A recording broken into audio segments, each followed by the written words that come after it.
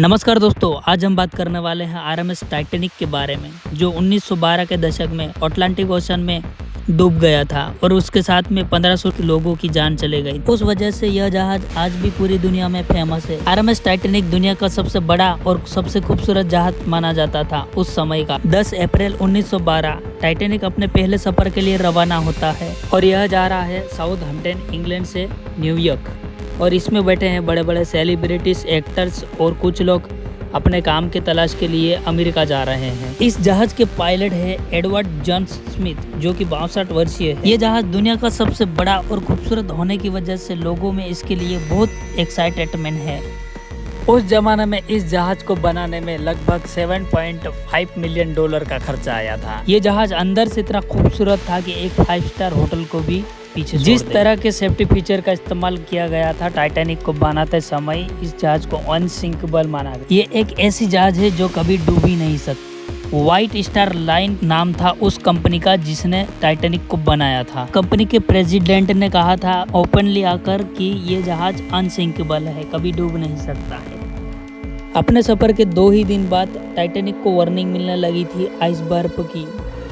ये एक ऐसी वार्निंग है जो आगे चल रहे जहाज अपने रेडियो के थ्रू कम्युनिकेट करके पीछे आने वाले जहाज को भेजते रहते हैं, उन्हें सावधान करने के लिए। इस वार्निंग को रिसीव करने के बाद टाइटैनिक अपने रूट को 2 बार बदलता है, लेकिन अपनी स्पीड को ज़रा भी कम नहीं करता है।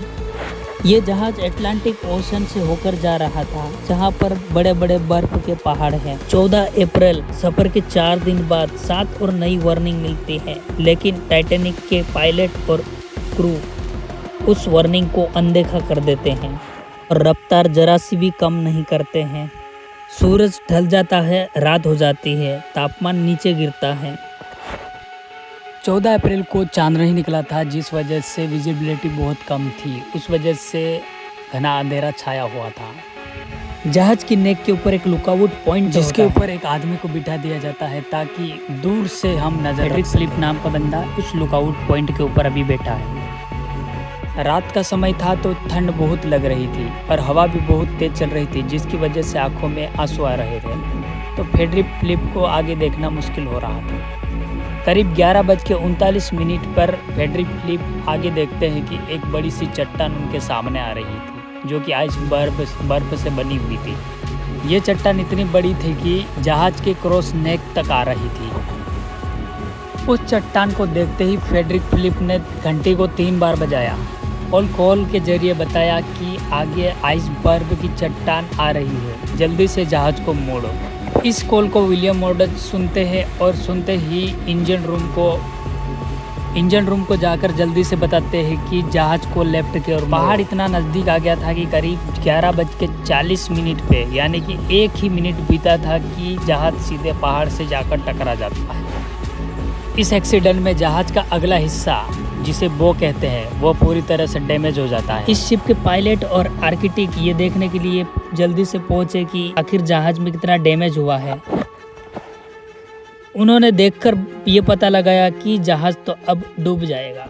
ये देखने के बाद वो शॉक में पड़ जाते हैं। इन्हें लगता था कि ये जहाज तो अनसिंकेबल है। वीडियो के शुरू में हमने बताया था कि इस जहाज को अनसिंकेबल माना जाता था। वो इसलिए क्योंकि इस जहाज में 2 कमाल के सेफ्टी फीचर्स। पहला, इस जहाज में डबल बॉटम हॉल। अब हॉल जो होता है जहाज की मेन बॉडी को कहा जाता है, जो 2 लेयर में बनी हुई थी। अगर पहला लेयर टूट भी जाता है तो दूसरा लेयर है जहाज को बचाने के लिए। और दूसरा, इस जहाज में 12 कंपार्टमेंट थे जो अलग अलग। अगर 4 कंपार्टमेंट में पानी आगे की ओर घुस जाता है, फिर भी जहाज को कुछ नहीं होगा, वो तैरते ही रहेगा। उस वजह से इस जहाज को अनसिंकेबल माना गया था। लेकिन अब जो एक्सीडेंट हुआ है उसमें आगे के 6 कंपार्टमेंट में छोटे छोटे होल पड़ गए, जिनकी वजह से पानी भरना शुरू हो गया था। आर्किटेक्ट कहते हैं कि ये जहाज तो डूब जाएगा, क्योंकि 4 में अगर पानी भरता है तो जहाज को कुछ नहीं होगा, लेकिन अभी जो पानी भर रहा है वो 6 कंपार्टमेंट में भर रहा है, इसलिए उन्होंने कहा था कि जहाज डूब जाएगा। इस एक्सीडेंट के 20 मिनट बाद कैप्टन स्मिथ अपने क्रू मेंबर को